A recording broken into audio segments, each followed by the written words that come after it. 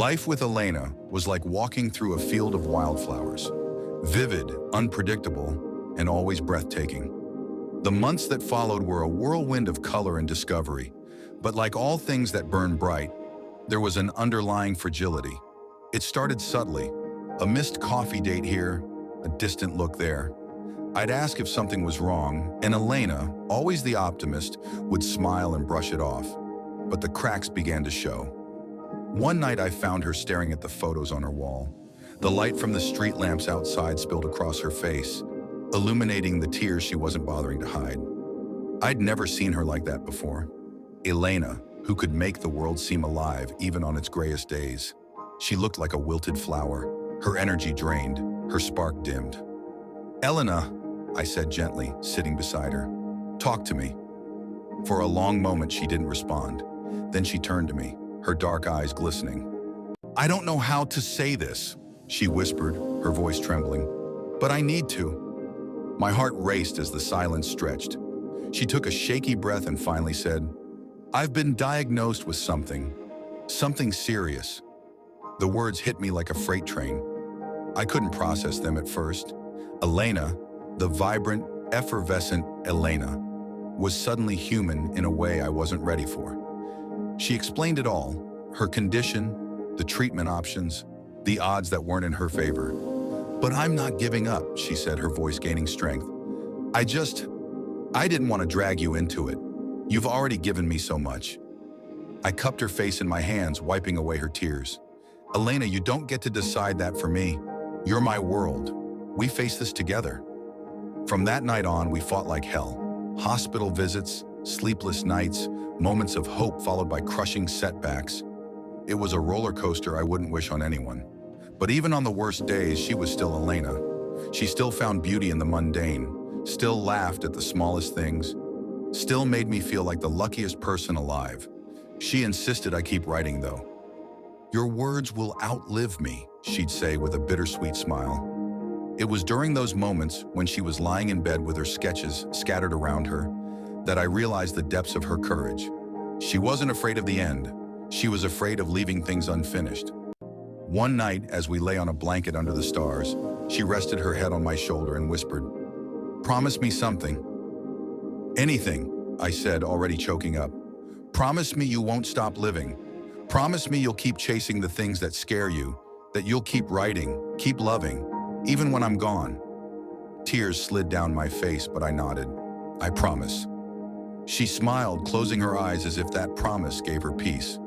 We stayed there for hours, talking about dreams we'd never share, and the life she hoped I'd have after her. When the end came, it was both sudden and inevitable. I held her hand as she took her last breath, her face calm, like she was finally at peace. The world felt unbearably quiet without her in it, like the rhythm of the train had finally stopped. In the months that followed, I threw myself into my writing. It was what she would have wanted. My first novel was about her, about us. It wasn't just a love story. It was a testament to her spirit, her courage, her ability to find beauty in every corner of life. The book became a success, but that wasn't what mattered. What mattered was the people who read it and told me it helped them see the world differently, just like she'd done for me. Now, when I ride trains, I still think of Elena. I think of her sketches, her laughter, her unyielding hope. And sometimes I imagine her sitting across from me again, in that oversized sweater, smiling like she knows a secret the rest of the world hasn't figured out yet. The train's rhythm reminds me that life goes on, even when it feels like it shouldn't. And as I stare out the window at the passing fields, I hear her voice in my head, telling me to keep chasing, keep writing, keep living. And I do. For her, for us, for the promise I made under the stars. The seasons changed, and with them, so did I. Losing Elena felt like losing a piece of myself, a part so integral that I wasn't sure how to go on. Yet I carried her with me, in the quiet moments, in the rhythm of the train, in every word I wrote. One evening, I found myself back at the station where we first met. The world moved around me, passengers bustling with luggage, announcements echoing in the air. But I stood still, staring at the bench where she had sat, sketching that day. For the first time in months, I let the grief wash over me, raw and unrelenting. As tears blurred my vision, I opened my notebook, the same one she had written her number in. That little heart beside her name was now faded, but her presence in my life remained etched as deeply as those marks on the page. I pulled out a pen and wrote beneath her doodle, "You taught me to see the world, Elena. You taught me to live." The ink bled as a tear fell onto the page. I closed the notebook and sat in silence, listening to the hum of the arriving train. I didn't board it. I didn't need to.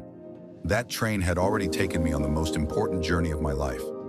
The station lights flickered as I stood to leave. In the distance, the faint sound of a violinist played a hauntingly beautiful tune. For a moment, I swore I could feel her beside me. Her scent, her warmth, her laughter. I turned to look, but of course, she wasn't there. Instead, the stars seemed brighter that night, as though they were winking just for me. And in the stillness, I whispered into the night, "Thank you, Elena, for everything." Somewhere deep inside, I felt it then, a soft, quiet certainty. She was gone, but she wasn't. She was in the light that danced across the pages of my notebook, in the music that played in the background of my days, in the courage it took to face life without her. I walked away from the station, the weight of her absence still heavy but not unbearable, because I knew she wasn't truly gone. Elena was part of me now, in every word I wrote, every risk I took, every step I dared to take forward.